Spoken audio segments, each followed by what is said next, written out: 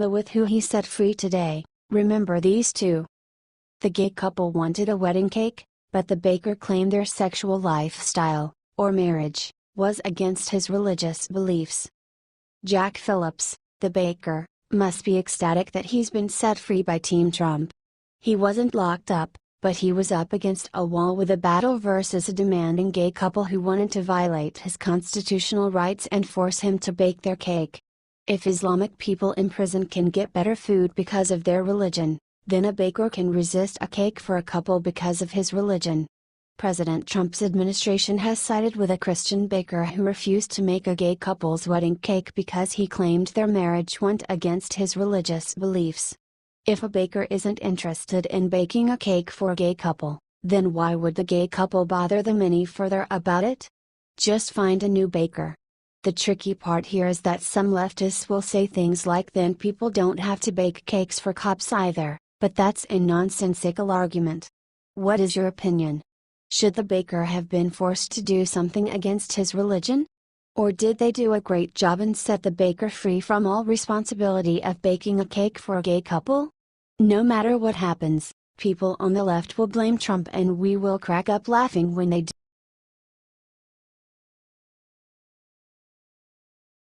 48 HRS before Irma hits Florida. Look where Trump and Pence just showed up. That's has libs furious. Trump traveled to Texas twice to be with Hurricane Harvey survivors, and he will probably travel to Florida as soon as it's safe and the storm has moved away from the Panhandle. Quite risky choice of words, sir, but we don't know Trump's plans once he arrives at Camp David. Trump can't do much while Hurricane Irma is active around Florida. Care to mention that Trump signed a $15.3 billion Harvey aid package? Trump can sign an aid package from Russia if he wanted to, the point is that it gets done and people recover from natural disaster. Trump isn't going to rebuild people's homes while dressed like an Amish person and build someone a house in a day. The National Weather Service warns of life-threatening storm surge and wind impacts to much of the state, which should be on Trump's mind as he decides whether to relax in the heated pools at Camp David, watch a film in the movie theater there, play a few games in the bowling alley on site, take a horse out on the riding trails, or even see if he can master skeet shooting. For all we know, Trump is either planning on what to do next while at Camp David, or he's already planned it.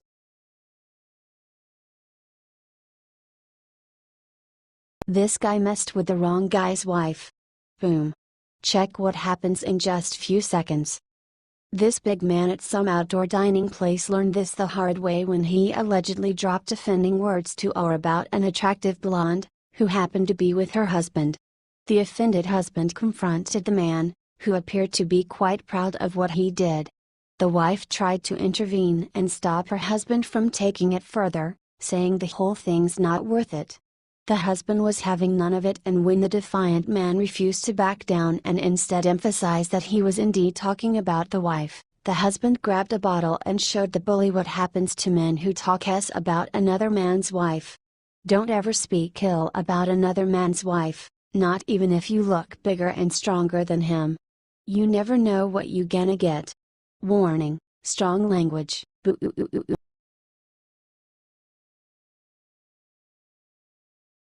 Hilarious. Cher offered her house to dreamers, and then some guy called her bluff.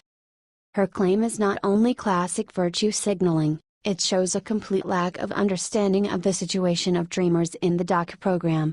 Dreamers aren't homeless and don't need a place to stay. If Cher was really concerned about the plight of dreamers, she would pay to get them all attorneys.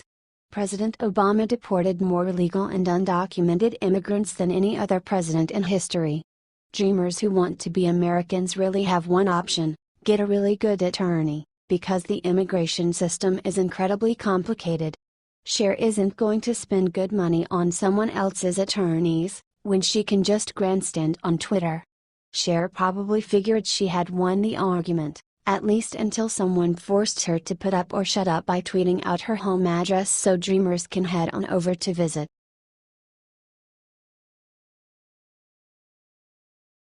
NFL legend has nasty surprise for anti-American players who have sick plans for 911 game tonight.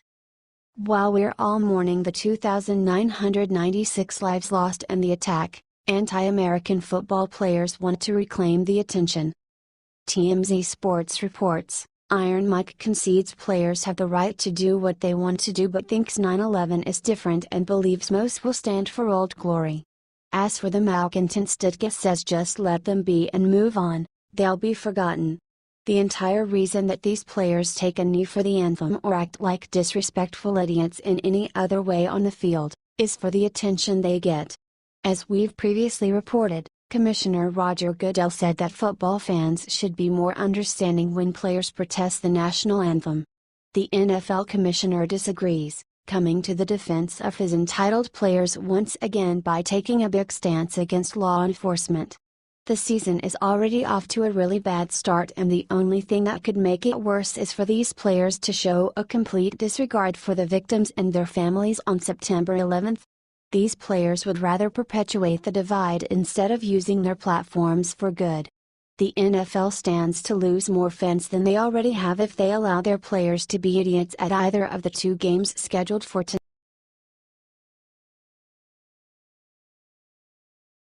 Conspiracy theorist says he has final proof that Michelle Obama is a man. Years ago, the late and legendary Joan Rivers quipped that Barack Obama is gay and Michelle Obama is really a transgender man. Most people assumed Rivers was joking, because, well, she was a comedian. Well, at least one conspiracy theorist took that allegation seriously, and is now claiming he's got final proof that Michelle Obama is really a man. Alex Jones of InfoWars posted a 12-minute video purporting to contain all the evidence one needs to come to the conclusion that Barack Obama is gay and is married to a biological male. In the video, Jones states, since the early days of the Obama administration, citizens across the board have studied videos and photos of Michelle Obama and said that she is a man. And even Barack Obama has called her over and over again Michael. But new shock footage has emerged that is being censored off the internet as fast as you can upload it. Now, I'm not saying that Michelle Obama is a tranny, and I don't hate trannies.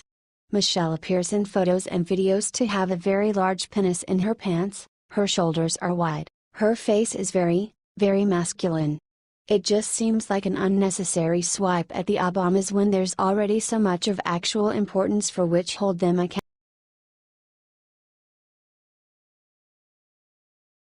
Trump sends feds in to raid and wise Islamberg after 2 decades, uncover America's worst nightmare. There's a mysterious hidden Muslim compound called Islamberg that's nestled deep within the woods of the Catskill Mountains in New York. The only way to access the 70-acre compound is through primitive dirt roads, where more than 100 Muslims live in seclusion away from the prying eyes of curious Americans. Without access to the compound, there's been no way to confirm rumors about the location being used as a training ground for Muslim terrorists.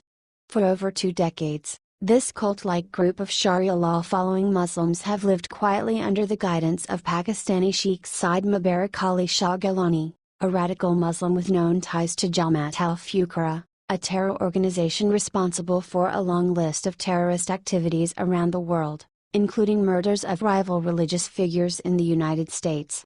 Islamberg resident Ramadan Abdullah. Shortly after arresting Ramadan Abdullah for theft, the Muslims' answers about why he was stealing ammunition raised suspicion among police, who then decided to obtain a search warrant to investigate their suspicions further.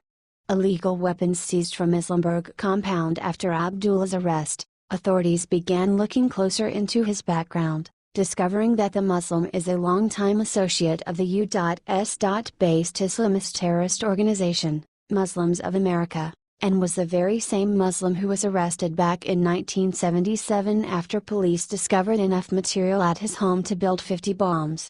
Watch for yourself and ask, just what exactly is in that U-Haul truck?